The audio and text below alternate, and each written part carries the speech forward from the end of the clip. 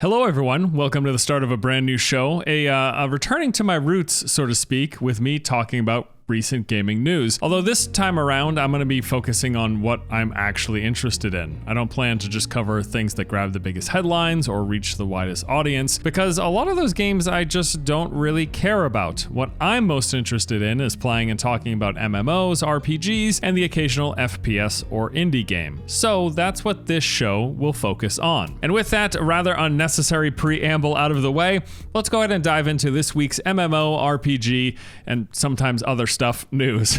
Probably the biggest story for me this week was the official announcement of Lost Ark's Western release. We've known for some time that the game was planned to come over here, but never got anything officially nailed down. That wasn't until last year when we learned that Amazon would be taking reins as publisher, and now we finally have a concrete release window. Lost Ark is launching in North America and Europe this upcoming fall. This MMO ARPG hybrid has been highly praised for having some pretty fantastic combat and lots of content variety with most of the features that you'd expect from an MMO. There's a massive open world with various continents, seas to sail, and islands to explore, 14 classes as you start with a warrior, gunner, martial artist, or mage, and then branch out into subclasses depending on your chosen playstyle. There are instance raids with giant boss battles, small-scale PvP from 1v1 duels to 3v3 team fights. Again, it's pretty much everything that you would expect in an MMO, but with action combat and from an isometric perspective. The game first launched in Korea back in 2018 and mostly has been praised as a good game. The biggest hang-up is it's an Eastern MMO and is full of microtransactions. Now, Lost Ark doesn't appear to stray very far from the types of monetization that we see in similar games from the region. Probably however you felt about the cash shop and other Eastern MMOs will likely also apply here, and it has been confirmed as well that little, if anything, about the shop will be changing for the Western release. What we've seen is what we'll get. It is, however, at least a free-to-play game, so ideally you could get some enjoyment out of it without having to spend hundreds or thousands of dollars, because the game sure would let you. I am also happy to hear that apparently the game is mostly PvE focused. Evidently, you can't even access PvP until you reach level 50, which takes roughly 40 to 50 hours, and when you do unlock PvP, it looks like they'll be normalizing power between the characters, so ideally you won't have to worry about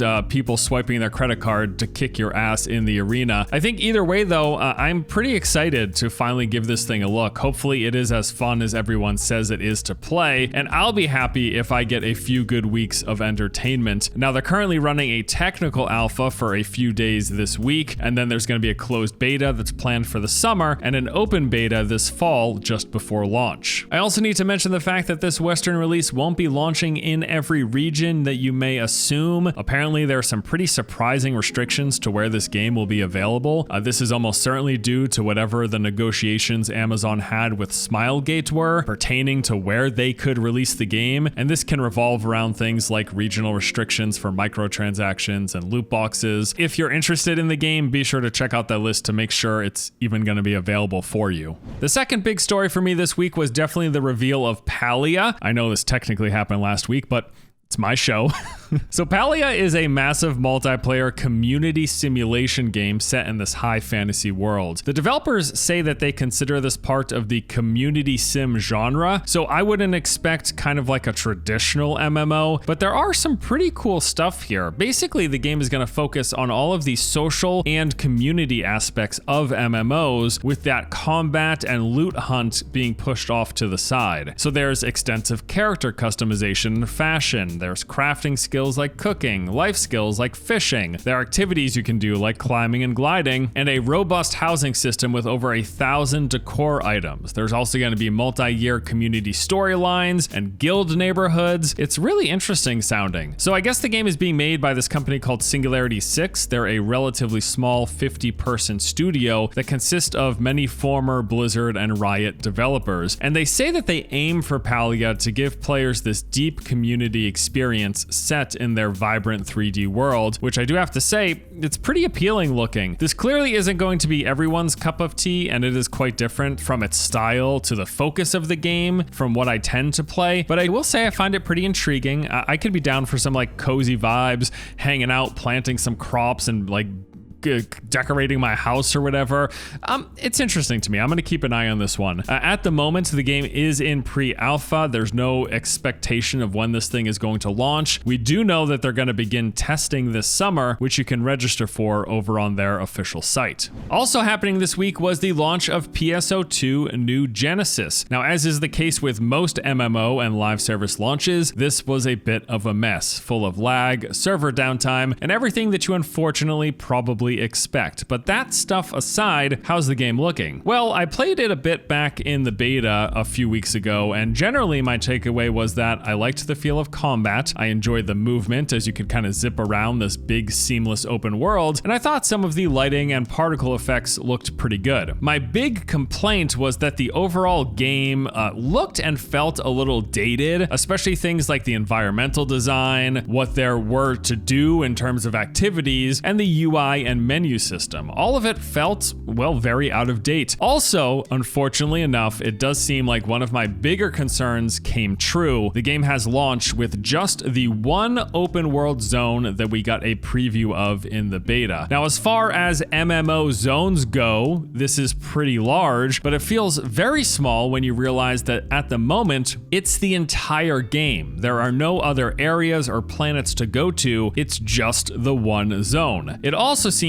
in terms of things to do, the game is pretty limited. There's just not a lot of variety. I do think as well that the tutorial and starting area turned out to be a pretty poor introduction to the game, especially with all of the painful dialogue that they make you go through. I tried to stick this out, but ended up just spamming exit after a few cutscenes. I just couldn't. It was really bad. Honestly, I thought that the way they just threw you into the action during that beta event was a way more pleasant experience and introduction, especially for someone like me who is new to the Phantasy Star universe. Now, with all that said, I've had a really good time with this game so far. Like, I can't state enough just how much fun the core gameplay of New Genesis is. The combat is super fluid and fast-paced, especially the melee classes I've tried. I'm currently maining a fighter using these fist weapons, and I feel like some sort of anime boxing superhero, running up to groups and just pummeling them with these flurry of jabs and slams and uppercuts with all these particle effects popping off, and then timing these perfect dodges and weapon arts to get iframes, and following that up with this combo attack for massive damage. It's just all really satisfying and super smooth, especially too when you go up against these humongous world bosses. And now, from what I understand, I've only seen a few of these, but every encounter that I've come across has been really cool. The scale, the mechanics of the bosses, it's all just been a real treat. And then there's also just the movement, which I think feels fantastic, zipping around the map with this double jump, wall kick, and gliding mechanics, and then using this to kind of seamlessly move anywhere in this fairly large open world zone. I mean, I know I said it's a bummer that there's only one zone in the game, and it is, but I do appreciate like what is here, at least for now. I've been playing every day since launch, and I intend to keep on going. Like, I've genuinely really enjoyed my time with the game, but there does seem to be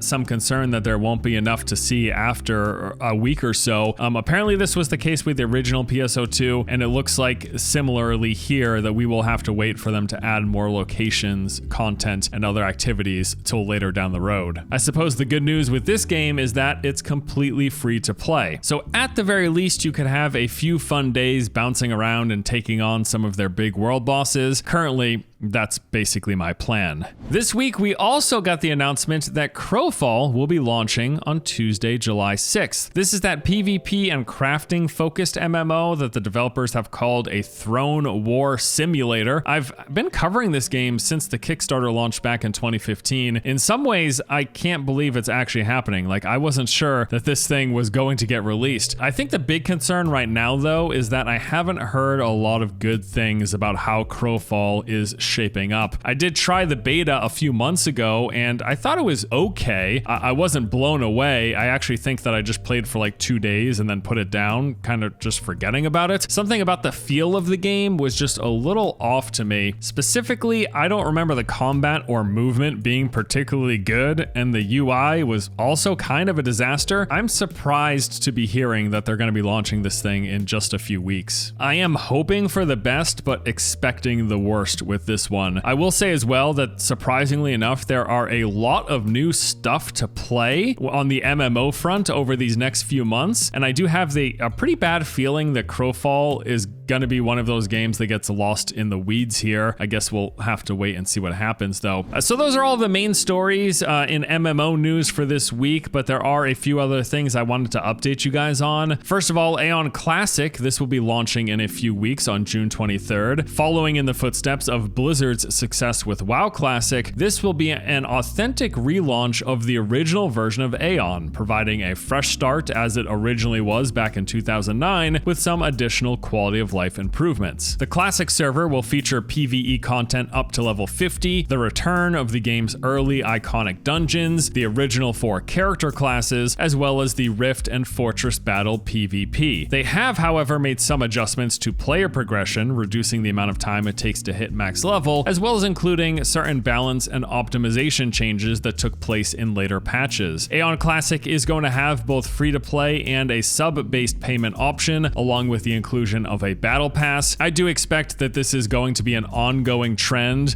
We will likely continue to see more and more of these updated releases of classic versions of MMOs that we've played over these past like 20 years. I can think of a few off the top of my head that I would actually really enjoy, but yeah, this is a trend that is probably going to continue. ESO Blackwood launched this week for the consoles. The PC launch happened last week, and now players on the Xbox and PlayStation can play this year's major chapter update. As a reminder, this adds the new zone of Blackwood, an updated main story quest line, the brand new companion system, a 12-player trial, the Oblivion Portal world events. There's also the inclusion with the new zone of brand new delves, public dungeons, world bosses, and side quests, as well as all the usual like new gear sets, items, collectibles, and various updates and quality of life improvements. I haven't jumped into the Blackwood update myself as of yet. There's just been a lot going on recently in other games that I've been playing, but I do intend to check out Blackwood eventually on the PC though. I'm not playing the console version. Although actually,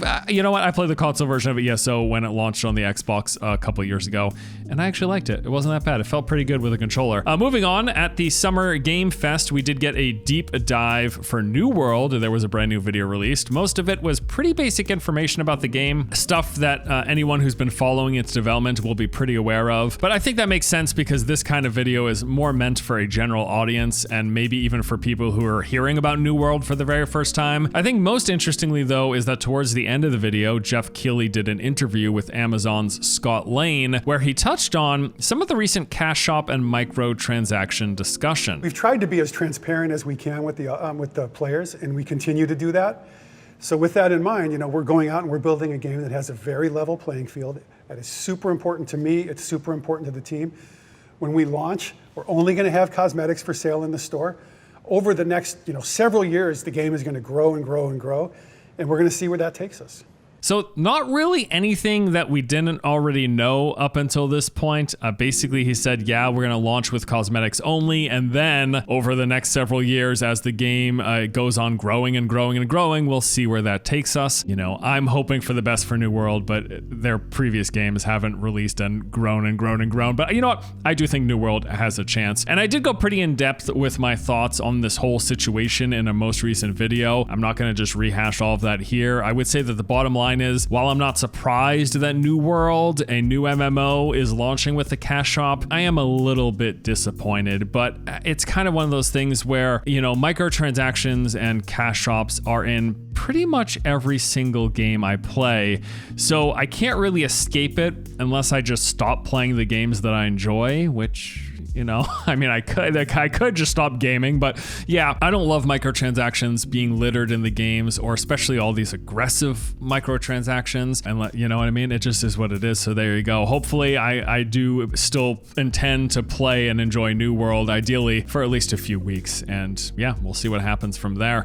So outside of all of this, we did get the reveal this week of Battlefield 6 and then some brand new footage for the Elden Ring. Both of these things I'm really excited about. I do really like FPS games. I do play them occasionally, pretty obsessively. And Elden Ring, I mean, that's a no-brainer for me. I'm a huge FromSoft fan. So some pretty cool stuff there. I'm not going too deep into this though. And I should also mention as well, there's just a lot going on right now in general between the Summer Game Fest and E3. Odds are there will be a ton of news stories that happen while I'm working on this video. So I'll cover any of the big ones that I think are worth covering in next week's episode. But that pretty much does it for me today. That is the recap of this week's major MMO/RPG/other news that I'm interested in. As always, appreciate you guys watching. Thank you so much for the support.